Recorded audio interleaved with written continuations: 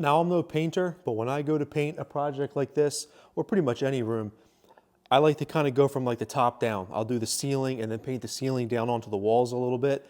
And then I like to paint the walls down onto the baseboard a little bit. And then it's easier for me to cut a line in on the top of the baseboard into the wall. That might just be my silly preference. But in this instance here, there is no ceiling to paint, obviously. But I'm going to paint the crown molding and let the crown molding come down onto the wall.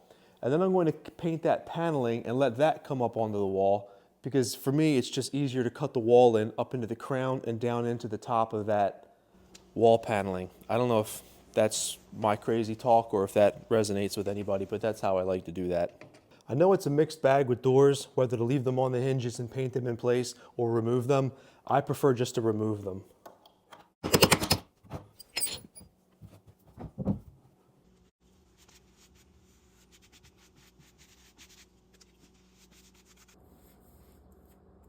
So now I've got the door frame painted and I got the door on the sawhorses, and I feel like the doors are super easy to paint when you just can lay them down flat like this. So I'll usually use a little roller and just kind of work right out of the can. Yeah, I know they make little containers for your small rollers, and they make the little metal trays that you can drop in there to work against, but I don't know. I get by all right by just doing this.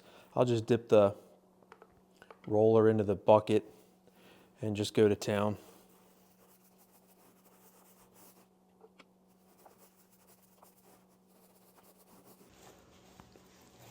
The roller usually makes pretty short work of these doors.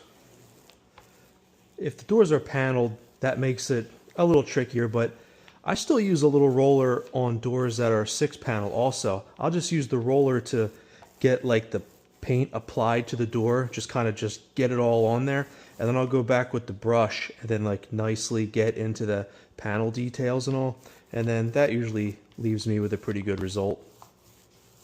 If there's one thing you take away from this video, understand this. Almost every door slab has to be sealed on all 6 sides, or the manufacturer will not honor any warranty claims. As you can plainly see here, warranty void if not sealed 6 sides. So the bottom of the door slab, the top of the door slab, all of these edges, all 6 sides have to be painted. And that's primarily just to ensure that the moisture is being controlled properly, the moisture getting into the door itself. So make sure you seal all 6 sides of a door.